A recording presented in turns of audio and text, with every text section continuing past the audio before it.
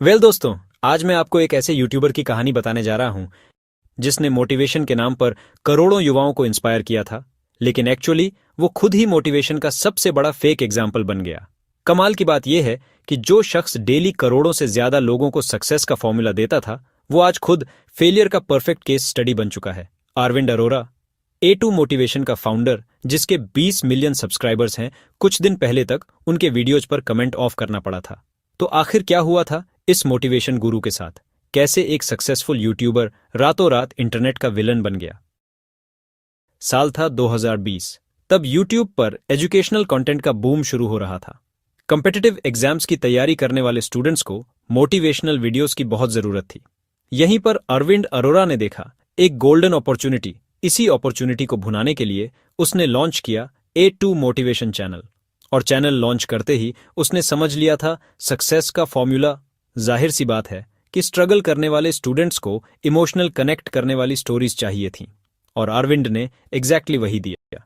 उसके वीडियोस में था सब कुछ। गरीब बॉय से रिच मैन बनने की स्टोरीज, IAS ऑफिसर्स के स्ट्रगल टेल्स, बिजनेसमैन के इंस्पायरिंग जर्नीज। सच कहूं तो कंटेंट क्वालिटी वाइज उसके वीडियोस बहुत अच्छे थे। लॉकडाउन के दौरान A2 मोटिवेशन के वीडियोस और भी वायरल होने लगे। लोग घर बैठे मोटिवेशन ढूंढ रहे थे और अरविंद एग्जैक्टली वही प्रोवाइड कर रहा था। सब्सक्राइबर्स बढ़ते गए, 1 मिलियन, 5 मिलियन, फिर 10 मिलियन। अरविंद अरोरा बन गया था यूट्यूब का fastest growing motivational channel. Brand deals आने लगे, सेमिनार्स की बुकिंग होने लगी। लेकिन इस बढ़ती पॉपुलैरिटी के साथ ही एक बड़ी समस्या भी आने लगी। कमाल की बात यह है कि जितना उसका रीच बढ़ता गया, उतनी ही उसकी रिसर्च क्वालिटी घटती गई। शायद जल्दी जल्दी कंटेंट निकालने के प्रेशर में उसने बिना प्रॉपर वेरिफिकेशन के सक्सेसफुल पर्सनैलिटीज की स्टोरीज प्रेजेंट करनी शुरू की।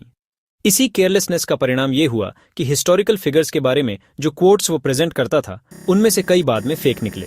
जैसे कि एल्बर्ट आइंस्टाइन और APJ अब्दुल कलाम के नाम पर जो मोटिवेशनल कोट्स वो दिखाता था, वे एक्चुअली कभी कहे ही नहीं गए थे। लेकिन फेक कोट्स तो सिर्फ शुरुआत थी। असल समस्या तब आई जब अरविंद ने अपनी खुद की स्टोरी को चमकाने के लिए ऐसी पर्सनल अचीवमेंट्स जोड़ दी जो असल में थी ही नहीं। उसने दावा किया कि वो इंजीनियरिंग कॉलेज का टॉपर था, बिजनेस फैमिली से आता है और एक सक्सेसफुल एंटरप्रेन्योर है। लेकिन जब व्यूअर्स और क्रिटिक्स ने रियलिटी चेक किया तो ये सारे दावे संदिग्ध साबित हुए। अब सवाल ये उठता है कि क्या मोटिवेशनल स्पीकर्स को अपनी क्रेडिबिलिटी के लिए फेक क्लेम्स करने चाहिए?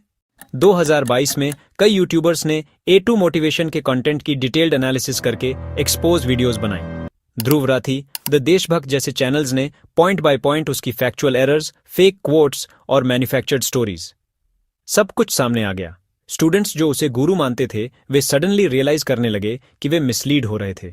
सबसे बड़ा झटका तब लगा जब उसका वायरल प्लेन लैंडिंग वीडियो भी फेक निकला। मिलियंस ने इसे रियल हीरोइक इंसिडेंट समझा था, लेकिन असल में यह सिर्फ एक कमर्शियल शूट था। इस रेवलेशन के बाद तो जैसे डैम टूट गया, हर वीडियो पर सवाल उठने लगे। अब क्रूशियल मोमेंट था। अरविंद के पास दो ऑप्शंस थे, सच स्वीकार करके कमबैक की कोशिश करना या फिर डिफेंसिव मोड में जाना। अनफॉर्चुनेटली उसने सबसे गलत चॉइस किया।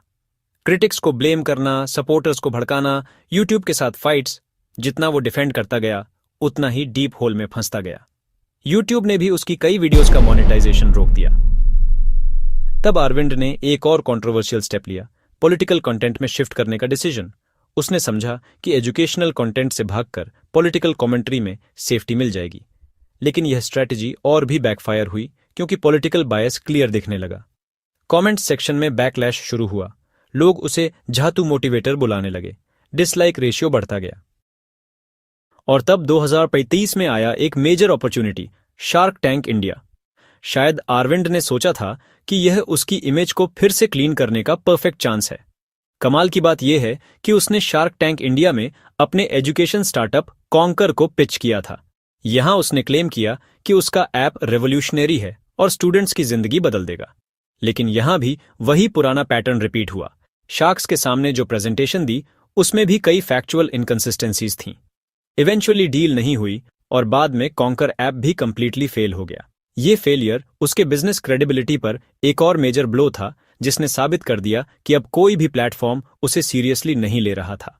आज 2025 में A2 मोटिवेशन के पास अभी भी 20 मिलियन सब्सक्राइबर्स हैं, लेकिन एंगेजमेंट कंप्लीटली डेड है। न्यू वीडियोस पर एवरेज व्यूज 50,000 से 1 लाख ही आते हैं। कंपेयर करें 2020 के साथ, जब हर वीडियो मिलियंस में व्यूज लाती थी। अरविंद अरोरा आज एक परफेक्ट केस स्टडी है कि कैसे फेक क्लेम्स और रिसर्च की कमी किसी सक्सेसफुल क्रिएटर को कंप्लीटली डिस्ट्रॉय कर सकती है। सच कहूं तो A2 मोटिवेशन की स्टोरी हमें बहुत इंपॉर्टेंट लेसन्स देती है। फर्स्ट, कंटेंट क्रिएशन में ऑथेंटिसिटी सबसे जरूरी है। शॉर्टकट्स लेकर टेम्पोरेरी सक्सेस मिल सकती है, लेकिन लॉन्ग टर्म क्रेडिबिलिटी नहीं। सेकंड, रिसर्च और फैक्ट चेकिंग कॉम्प्रोमाइज नहीं करना चाहिए, स्पेशली जब आप एजुकेशनल कंटेंट बनाते हैं। थर्ड, क्रिटिसिज्म को हैंडल करना भी एक आर्ट है। डिफेंसिव होने के बजाय मिस्टेक्स एक्सेप्ट करके आगे बढ़ना बेटर स्ट्रैटेजी होती है। जाहिर सी बात है कि A2 मोटिवेशन केस के बाद यूट्यूब पर एजुकेशनल कंटेंट के लिए इंडस्ट्री रेगुलेशंस की भी बात होने लगी। कंटेंट क्रिएटर्स पर अब ज्यादा रिस्पॉन्सिबिलिटी आ गई है कि वे फैक्चुअली एक्यूरेट इंफॉर्मेशन प्रोवाइड करें। साइकोलॉजिकल एनालिसिस करें तो सक्सेसफुल क्रिएटर्स अक्सर एक ट्रैप में फंस जाते हैं। सक्सेस के प्रेशर में वे शॉर्टकट्स लेने लगते हैं। फेम और मनी की एडिक्शन में वे भूल जाते हैं कि ऑडियंस का ट्रस्ट ही उनकी रियल वेल्थ है। जैसा कि वॉरेन बफेट ने कहा था, it takes 20 years to build a reputation and 5 minutes to ruin it. If you think about that, you'll do things differently. Arvind के केस में यही हुआ। ईयर्स की मेहनत मिनट्स में बर्बाद हो गई। जाहिर सी बात है कि जो पर्सन डेली हजारों स्टूडेंट्स को मोटिवेट करता था कि मेहनत करो, सच्चाई के साथ चलो, सक्सेस जरूर मिलेगी, वो खुद ही शॉर्टकट्स लेकर अपना करियर डिस्ट्रॉय कर बैठा।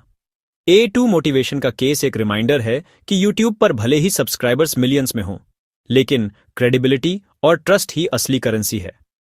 वेल दोस्तों, ये थी अरविंद अरोरा और A2 मोटिवेशन के डाउनफॉल की कंप्लीट इनसाइड स्टोरी। अगर आप ऐसी ही एजुकेशनल कंटेंट के बारे में जानना चाहते हैं तो लास्ट स्क्रीन पर क्लिक करके how Rapido's only can disrupt Zomato and Swiggy के बारे में डिटेल्ड एनालिसिस वाला वीडियो देख सकते हैं। क्या आपको लगता है कि अरविंद अरोरा अभी भी कमबैक कर सकता है?